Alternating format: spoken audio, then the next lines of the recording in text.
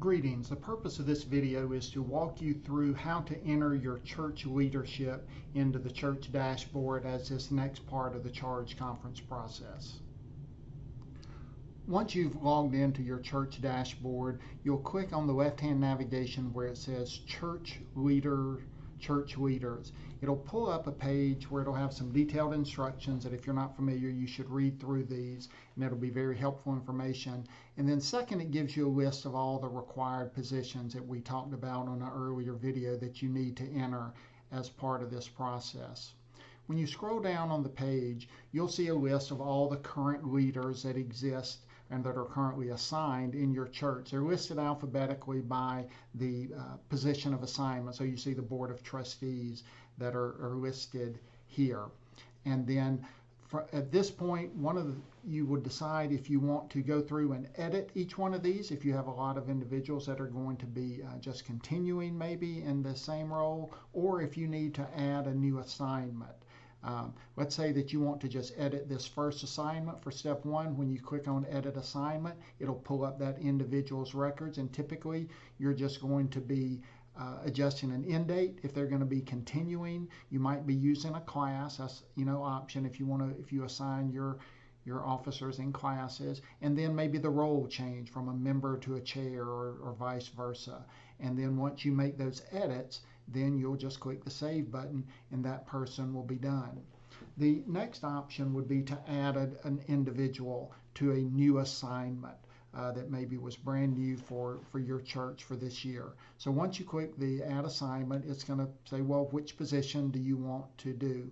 Well, for this example, we'll just continue using Board of Trustees. So you would select the position that you're wanting to work with, and it will pull up a list of all the people in your church that are in the database. These are just going to be listed alphabetically, and you could scroll through them, and if you see the person that's already there, then you just select that person, and it's that easy.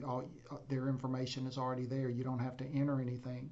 But if you don't, your second option would be, well, let's just search the database just to make sure.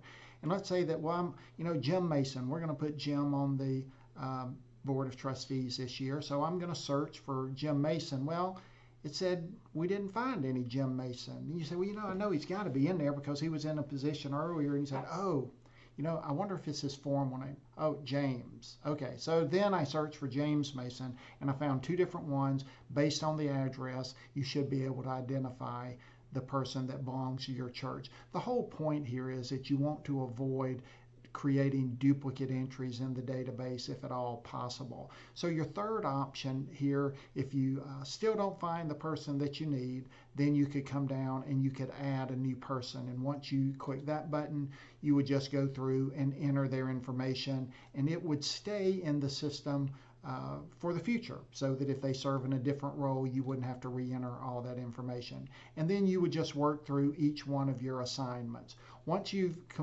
entered all of your new leaders, then you'll go to the I'm done at the very top of the required positions and just click that, and that will signal to your district office that you've entered all those and you've completed this part of the process. Now, one of the helpful things about working with the Brick River database is that you can generate some nice reports that'll be helpful to you in preparation for your charge conference or just to share with your church membership.